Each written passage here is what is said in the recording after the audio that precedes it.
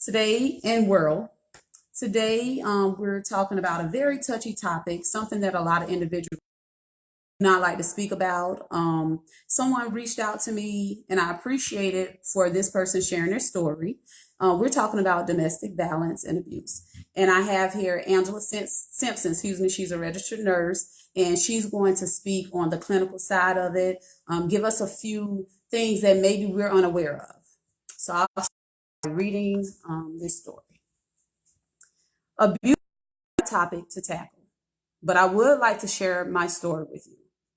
I was like any other typical female with unrealistic expectations of meeting a guy, getting married, having children, and riding off into the sun. I had my mind made up and I was celibate for over a year. No serious relationship for about 2 to 3 years. I was ready for companionship again. I knew what I wanted in a guy. Well, at least I thought I did. I met a guy in a bar. I didn't have intentions of meeting anyone at a bar. I went for relaxation and to get out of the house a little. On this Sunday night in particular, I was dressed nice as usual. I had on a fitted dress, heels, lashes, etc. People always considered me a prissy, pretty girl. A female friend and I was sitting at the bar when this guy walked in, looked at me, and spoke. I spoke back, and he offered to buy us a drink. He had a seat beside me. We began to talk. He seemed interesting, had a career, and seemed to be a nice guy. As the night went by, we talked, and then I was getting ready to leave. He walked me out to my car. He asked for my telephone number, so I was old-fashioned, and I wrote the phone number on his hand. And I said, if you really want to get to know me, you'll remember my phone number. Well, a few days went by. I didn't hear from him, so I felt he was full of it. So 2 weekends later, I went back to the same bar and he shows up. He immediately walked over and asked me, how was I doing? My phone number rubbed off his hands and he couldn't make out all the numbers. He was asking for my number the entire night and I denied giving it back to him. I was getting ready to go and walked out to the car. He walked out to the car with me and reached over and gave me a kiss on my cheek and still asking for my phone number. I gave it back to him. I thought that was a sweet gesture. We began to talk and he started asking me out on dates, always paying for everything. He was a gentleman. He came to see me every day. At that time, I thought it was cute. He always had deep conversations. I opened my big mouth and told him about my past relationships. Now I understand why everything he did was so orchestrated perfectly. It was to manipulate me and gain my trust. As time went by, I started to develop feelings for him and he knew that. We had been dating for over 6 months and he asked me to marry him. Let's get a place together. I went against my better judgment and said, well, I'm giving, excuse me. I went against my better judgment and said, well, where am I at? Well, I give living together a try because my living situation was becoming a headache and stressful. So we moved in together. Not more than a week we moved in together, his personality started to change. He would get angry and be upset with me for nothing. I asked him what was the problem, and it was always, it's not you. And this is when the abuse started. One day, he was upset and he knocked my cigarette out of my hand, and I just froze up. He made a comment, you don't need to be smoking cigarettes, which was true, so I started to cut back. But that is where the controlling behavior started, and I didn't see it coming. It became a problem, what I wore, and he always wanted to go places with me. Things didn't go, and he just quit working. His car started giving him problems, and now we were down to one car. He would take me to work and use my car and come back and pick me up. I was trying to be understanding and say something will come through for him, but the truth is he wasn't looking for work. He just came into about $10,000, so he figured he'll just be working for now. He was okay with not working for now. One night after being intimate, he said I was disrespecting him out of nowhere and he pushed me in a tub. So I'm in panic mode. Nothing like this ever happened to me before. I tried to play calm and I asked him, what did I do? He then followed me in the living room and put his hands around my neck and I felt the oxygen being cut off. And I felt dizzy and thought I was going to pass out.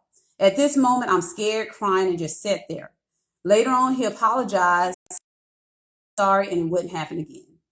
I'm in love with him. I believed him and thought I really did something wrong. I was ashamed to tell anyone because people would judge me. So as time went by, one other incident happened where he ended up pulling my hair and pushed me into the wall.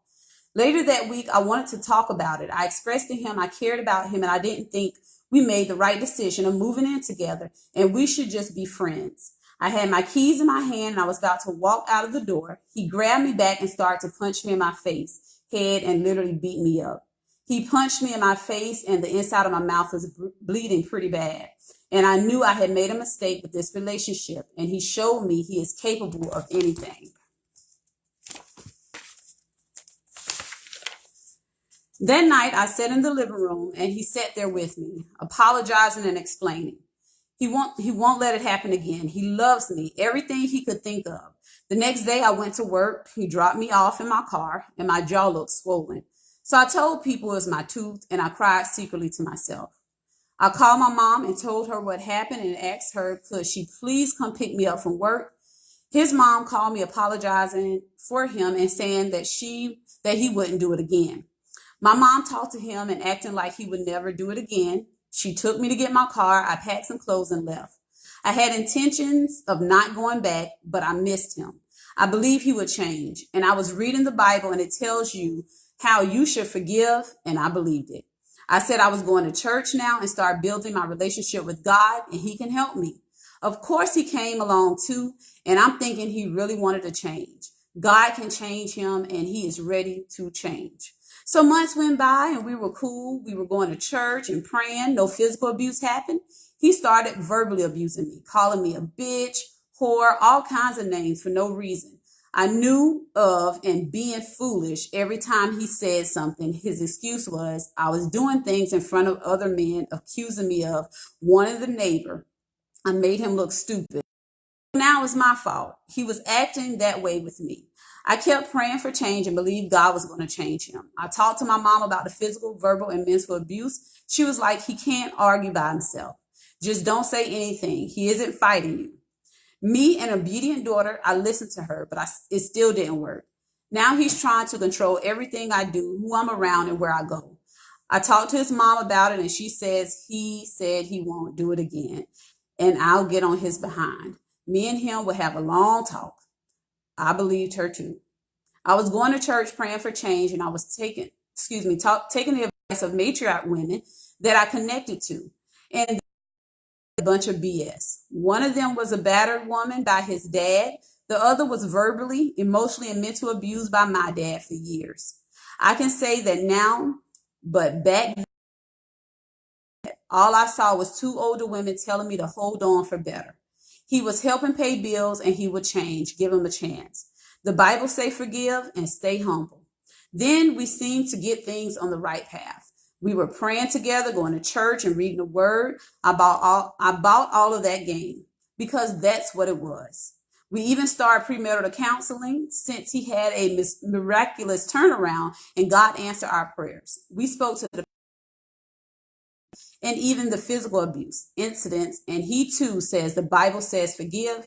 And he said he would not tolerate hitting a woman.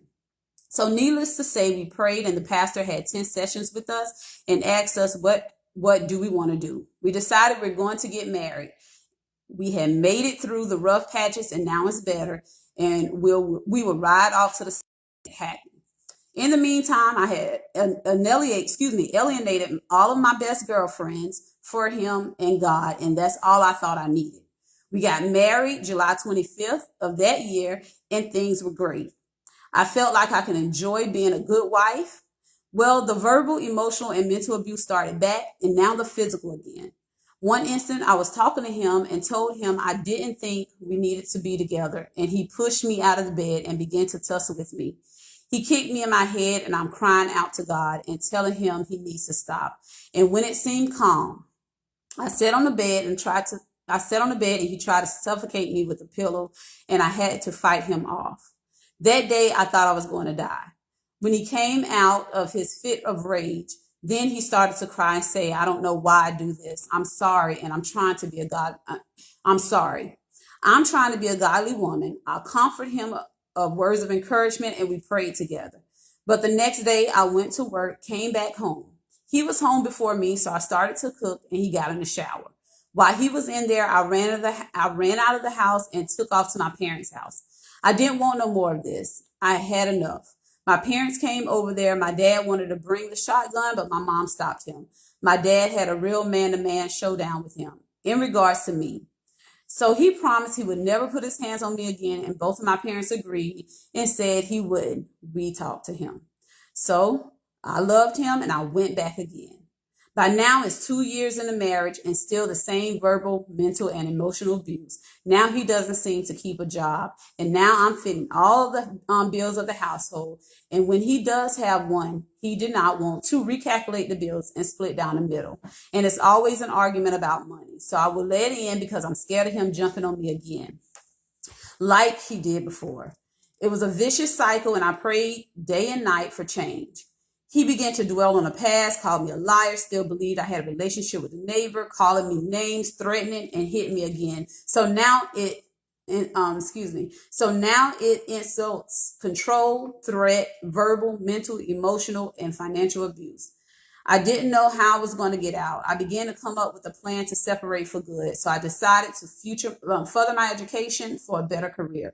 While in college, he didn't help compensate not one bill for me. I was still paying more than half of the bills, but I had a plan and I was going to execute when that time was right. I can say there was no more physical abuse. However, I was hard to the core and I didn't take no shit from him. He talked trash and called names. I did the same in return. I thought it was helping out, but I was turning into an angry black woman. I graduated and did just what I said I was. He wasn't happy for me. He successfully succeeded at abusing me at every time a way possible: mental, physical, emotionally, financial, spiritually, verbally, and I have to say sexual as well. Because it was times that I didn't want to have sex with him. I did not want to have sex, period. But I felt I had to do it. If he would not do it, I didn't know what would happen. The final straw was when he quit work again, time in 5 years, and he called himself wanted to be a hustler. He bought a gun, and I asked him not to because of what had happened in the past, and he basically didn't care. One time he was upset because he started spending more time with my girl cousins for girls' night out. He threatened to shoot me in my head. Some may say you should have been left and called the cops. Well, I did on more than one occasion, but I felt sorry for him and never pressed charges. However, when he made the final threat with the gun, that was it for me. I had enough. I may have been the one to shoot him in fear of my life. I can say I am thankful that I made a choice. I went against my parents' thought and I left him for good. One day I was tired of keeping a secret. I told people what was going on and I wasn't ashamed anymore. An abuser is a product of abuse. They will be the sweetest person ever to gain control over you, your family, your life, and steal every ounce of respect and dignity you have for yourself. It makes a woman feel ashamed, fearful, and hopeless. It's all about control. I'm sharing this story in hopes of helping someone make the best decision they can and get out while you can. You only get one life, and you have to make wise decisions and learn from your mistakes. Don't be afraid to tell someone you're being abused. Do not overlook any red flags. And let me just share the National Domestic Violence Hotline. It's 24 hours a day, 7 days a week, 1-800-799-7233. So again, we have Angela Simpson here who's going to speak on some of the things we heard. It was a lot of physical abuse, emotional. What are some of the red flags? She mentioned red flags in here. So like, what are some of the red flags that we'll kind of see in the beginning of a relationship? Some of the red flags could be in the beginning, they're trying to sweep you off your feet and they'll allow you to do more of the talking on initial contact because they're trying to get a feel for your background. They're trying to understand who you are. So in the midst of that, they can portray to be whatever they think you want them to be. And that's in hopes of you falling in love with them. And once you're in love with them, emotions are real, love is real, feelings are real. So it's harder to get out of a situation with that. You mentioned, let's see. I'm trying to think. But anyway, like with the sexual thing, okay, just now you mentioned as far as, they'll sweep you off your feet. What if the sex is great in the beginning? what is sexual abuse? They mentioned this in the story. She mentioned that she was abused sexually. What is that? Like, honestly, I'm kind of oblivious to that side of it. Okay, so I want to start off by telling you what abuse is all the way together, because abuse itself is a pattern of behaviors. So Okay. it's not something that just happens overnight. It's a couple of different things, and I'm gonna read to you what I have. It's the common held definition of abuse. It's all training patterns of behavior used by a person to gain and maintain power and control of another. Physical is one means of power and control, but it's not the only one. And it's typically not often the first one used. So I wanted to start with that one because people typically, that's the first thing That's you all think they of think of with is- abuse. Okay, so you ask about sexual abuse. Yeah. So I'm just going to tell you what I have. Sexual abuse could be rape.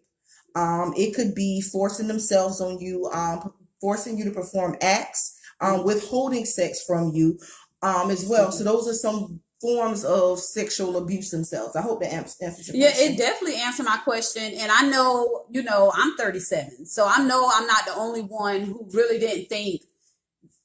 I'm not going to say that it wasn't a sexual abuse, but I'm really kind of like, wow, that's a part of abuse. I never Yeah. would have thought. Yeah. So, okay, with the sexual abuse leads to, like you were saying, control. Right. And now they're controlling you, and I don't know, like, is it bad to say that someone would feel like, okay, I'm not in an abusive relationship, or I'm not in an abusive relationship because Right. he's not hitting me? Right. You know? And that's typical stereotype. But however, I want to touch bases on 6 types of abuse. If you're not familiar with them. So Okay. of course, everyone's familiar with physical. Physically harming someone, making someone feel unsafe, intimidations, threatening to do those things because you're making that person feel unsafe. So that's what physical is.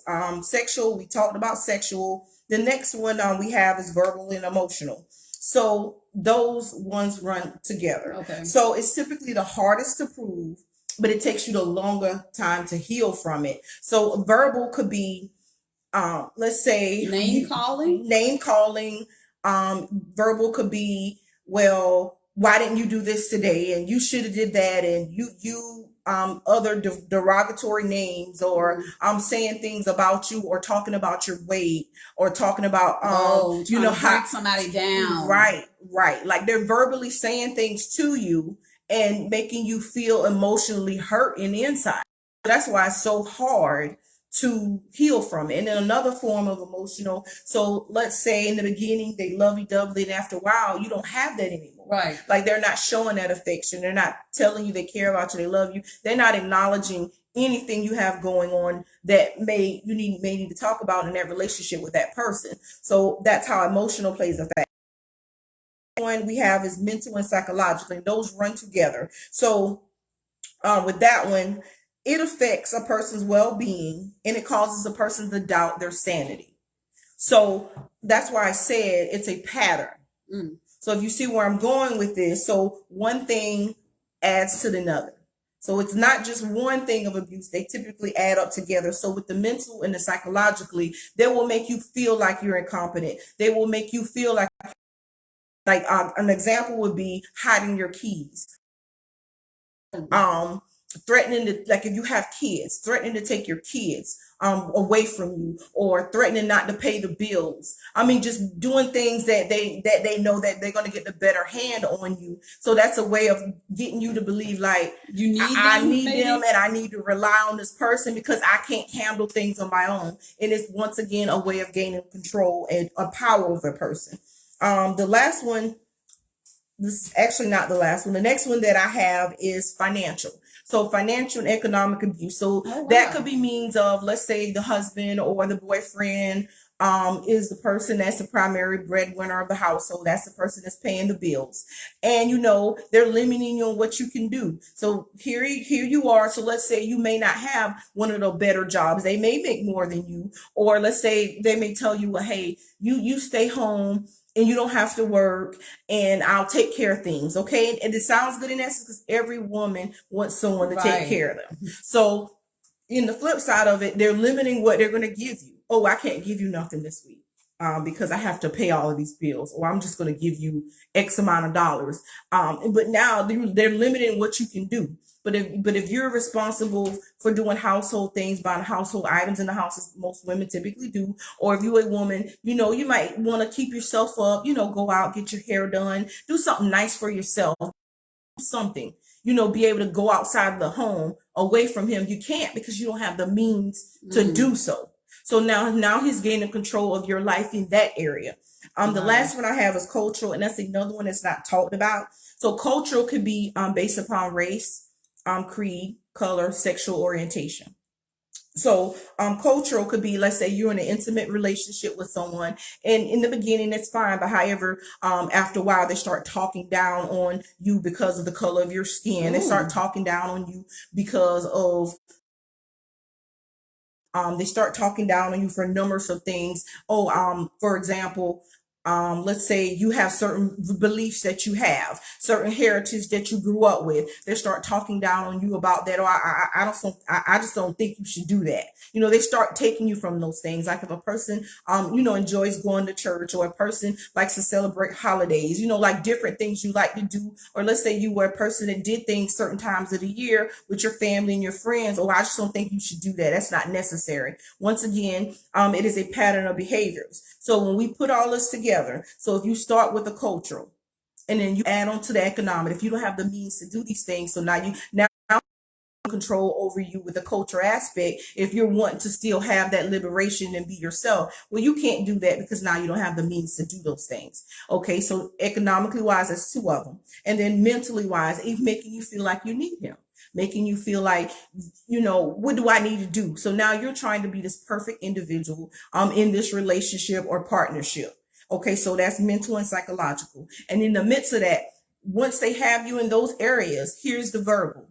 Now, because you're going to feel down, you're going to feel ashamed, you're going to feel worthless, you're going to feel hopeless. So therefore, when the verbal comes, you accept it, even though you may have went against your better judgment, and you may say, "And never in a million years I'll let someone to talk down to me like that, or I'll never put up with that."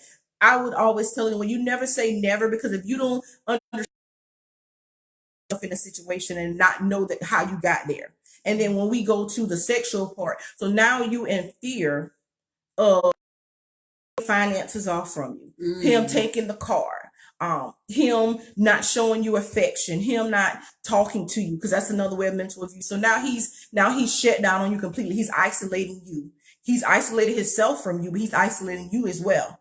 So when it's time to have, intimate relations with that person, you may not feel up to doing that, but you have to. So now they're taking advantage of you, because now you actually are performing sexual acts that you don't even agree with. But you're doing it because you're You're doing dependent it on. because you're dependent upon him. So now once you have that perspective, now let's add physical into that aspect. So now, being that all these other things are happening, because now mentally and emotionally and psychologically, you just don't know what to do. You can't even think for yourself anymore. So if something doesn't go right, person comes up to you and say, "Move out my way," or pushes you, or hits you, or kicks you, or punches you, or anything. Now here's the but because you don't have the means to move, because you don't have the support system anymore, because he cut you off from that. You're going to accept that too. So that's why I said it is a pattern of behaviors, where one pattern leads to the next. And once you add them all up, you can very well be a victim of abuse. And I will say this, I'm not just going to say female and male. I'm not just going to say a man abusing a woman, because it can also be a woman abusing a man, or it can be a household. It could be someone abusing someone inside of the home. Domestic violence is considered people living together. So whatever your connection is, and your partnership, and your reasons for living together, you could be a victim of abuse, and it's called domestic. So it's not just partner and spouse relationships. So I do want to touch on that. It's something I wanted to touch on. I was watching a show, and the young lady was upset because her mom sent her flowers or something. So I'm just watching this regular show, not thinking anything of it. But she took the flowers and she threw them across the room. And I'm thinking, like, the first thing popped in my head, oh, her mom must used to, abuse her, like hit her physically, something like that. But come to find out, she was like, my mom used to call me bitches, sluts when I was growing up. She just used to say all kind of stuff to me, and I couldn't live there no more with her, Right. and that kind of, it was like something went off in my head. I would never, talk to my children that way, but I didn't know, and I'm probably gonna sound real crazy, but hey, we're just talking. I didn't know something like that was so powerful. You get what I'm saying? Yeah. I didn't know that would be like, that's actually abuse. Like this little girl, which is grown now, but that's something she's still holding on to because of the way her mom would talk to her. So we have to be mindful of how we speak Right. with our children. Like You're absolutely correct. we don't think about that. Because emotional and verbal abuse takes the longest to heal. It may seem like it's the simplest things. The saying sticks and stones may break my bone. Words will never hurt me. Them words hurt. Words do hurt, and they take a whole long time to heal because you'll find yourself, you're not going to be willing to deal with anything. And it's because you won't be able to handle nothing else. Psychologically, you can't. So it's a couple of Yeah, I don't know. I know we're trying to keep it limited, but that's something I did want to touch on because again, I know a lot of individuals go through things and actually don't realize they're going through it. Who am I to sit here and say leave? But we do want you to know those signs. And in the beginning of a relationship, look at those red flags. A lot of us find ourselves overlooking things because we want to be loved or because, we see the potential in him. Right. We may see potential and that's fine, but is he giving you that? Is he showing you what he can do, not just telling you? So we have to love ourselves a little more. And like Angela said, not just men, but women, we have our issues too, and Right. we do things too. And I have owned up to that. I used to fight, so I'm not innocent, but sometimes, it's time to we got to stop doing it. So people do change, and I am a person that changed. So, everybody is entitled to change, and I know we got to end, but I'm about to contradict myself real quick because like I said, I changed. Right. But if other foot, and I know this man used to fight his ex-girlfriend, Right. and then he wants to get with me, I'm not talking to him because I feel like he'll do it to me. But here I am saying, yes, I used to abuse my ex-husband or my ex-boyfriends, but I've changed. And Is that fair? Do I give a man a chance that I know used to be abusive? well, the thing with that is everybody's situation is different. So that's why, first and foremost, you be honest with yourself before you get into any kind of relationships. And those are things that as women and as men, everyone needs to look within themselves and wonder, are they really ready? Mhm. Because if not, you could either be on either end of the spectrum. You could either be the abuser or you could be the one getting abused. Mhm. There are red flags, not just for the person that could get harm done. There's also red flags for the person that could do harm. Like you have to know yourself and you have to trust yourself. And I do want to add this because a lot of my information came from reachma.org, and it is an organization that is available to help. Their telephone number is 1-800-899-4000, and it also has the wheel of control and power. So anyone that has any questions or wondering, like, is that happening to me? Is that happening to my loved ones? Am I doing that to someone? Please Right. go look up the definition of it and look for the wheel of power and control, and it gives you ideas and scenarios. If you need clarity, you can contact reachma.org, or you can contact the National Domestic Violence Hotline, as Freema stated earlier, and it's confidential and it's someone to talk to so you can Right. get a better understanding. And reach out to those numbers. If it's someone that's going through something, 9 times out of 10 they're probably not going to come forward, or something. But let's try to be a helping hand. Let's try to get this out there, get this going, and help one another. So thank you guys for tuning in, and thanks for watching. Have a good night.